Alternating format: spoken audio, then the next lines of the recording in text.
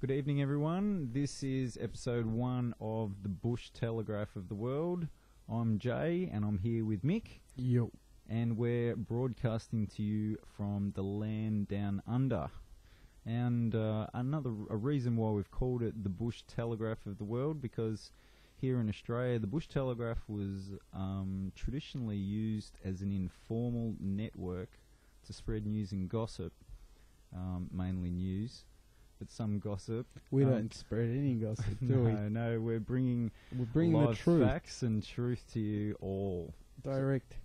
Okay, so today is the 15th of the 4th, 2013, and gold currently is at $1,372 Australian an ounce, and silver is at $23.25 according to the Perth Mint's live metal prices, and it's the cheapest that it's been in a very, very long time, over 12 months. Mick, what do you think?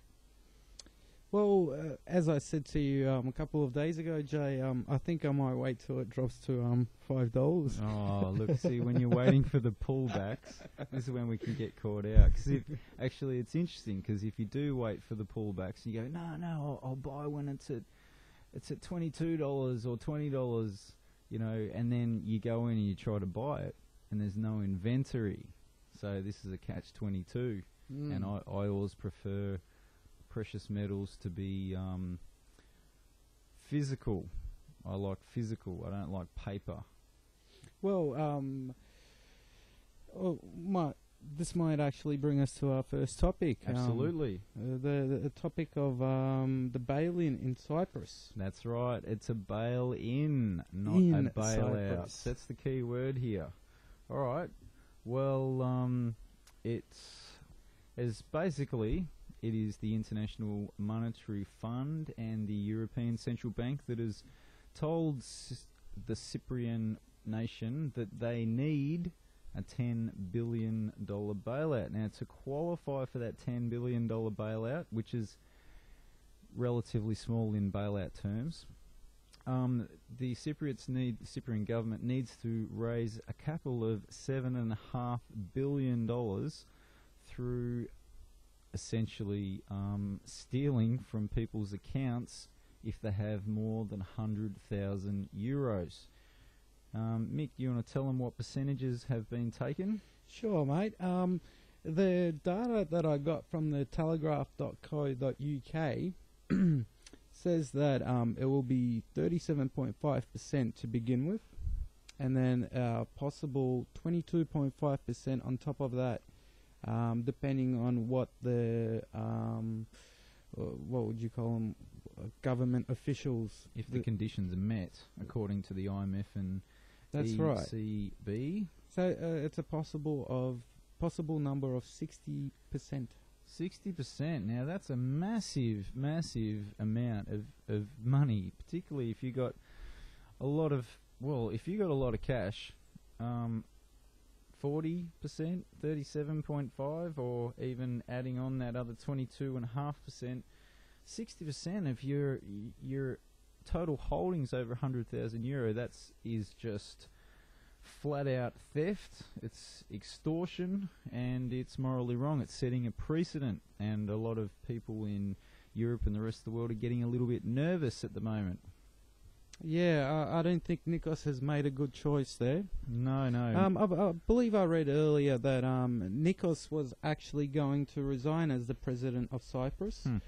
But he's quite happy with a solution now that they've come up with this, let's say 60% robbery of your bank account if you're a Cypriot.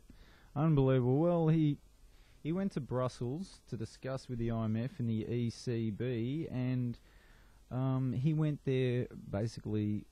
Well, he came back saying that he didn't. Oh no, we're not going to be. Didn't think I was going to be signing anything over there, but he came back and the deal was done. And interestingly enough, his family is being investigated at the moment for having insider knowledge and taking a lot of money out of the country in the form of bonds through his son-in-law's company. I forget what it's called. but Nikos Anastidias is a crook. And you mentioning the bondholders actually reminds me that, the usual way that a country proceeds with these sorts of things, if a bank goes bankrupt or if there's any trouble in terms of a bank or anything like that, it's usually the shareholders and the bondholders that take the brunt of the, financial... under the normal rules sting. of capitalism, they're the ones that take the brunt. They've risked. That's what an investment is. It has risks. Up and down, up and down. And in this case, it's I wouldn't even say it's a middle class. 100,000 euros is, I can imagine a lot of people to have that in the bank accounts, especially if you're over the age of 50. Absolutely, if you're ready to retire. Even like we said earlier, we're not too sure whether they have a super fund, but a lot of Australians would have more than $100,000 in their super funds. So it's basically robbery of the lower class. Absolutely. Well, the banking system over there, it's been a bit of a haven for quite a few countries around the world, and the Russians have actually been investing quite a lot in the banks in Cyprus. I hear it's 30 billion euros. Yeah, it's about 30 billion out of the total 70 billion, which is depositors' funds, according to the Cyprian Central Bank. 70 billion total, and about 30 billion of that is Russians' money. So, and Russia's not too happy about this, and none of the investors are either, except for those who are being bailed out, who own shares or bonds in the banks. Well, it kind of makes me wonder where these people are going to go as soon as they reopen the banks, whenever that's going to be. Oh, bank run. Well, I think we're yet to see the full brunt of this whole situation. Absolutely. This is just the beginning. It certainly is, because there's plenty of other countries through Europe that have already been getting heaps of bailouts. We've seen Ireland, and we've seen Spain, Portugal, we've seen Greece and Italy as well. No one's really talking about Italy or Japan at the moment, because both of their currencies are going into hyperinflation.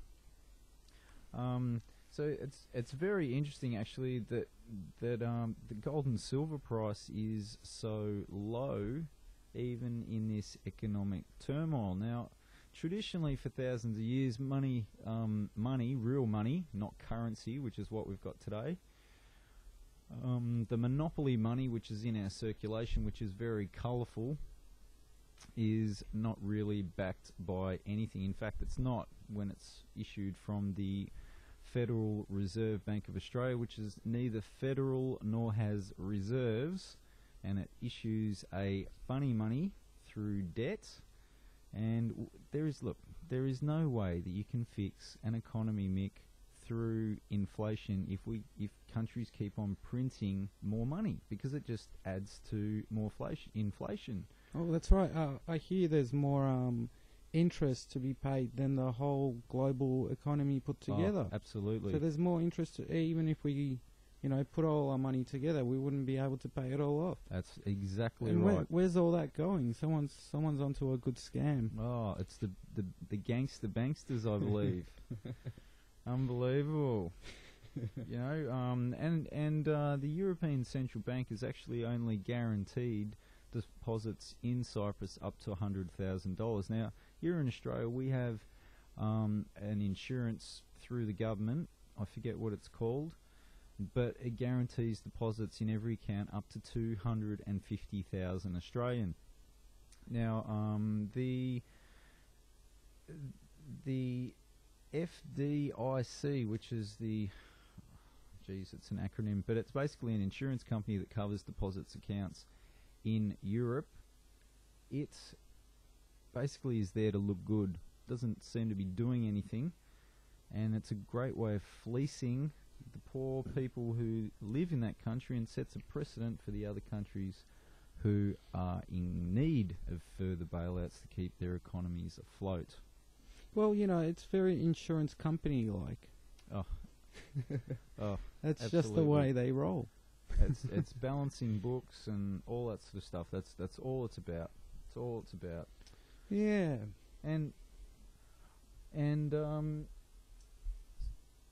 so right. So So we're going to go back to the 10-minute mark, and then we're going to go to part 2. all right. So we'll come back after this short break. We'll be back at the Bush Telegraph of the world.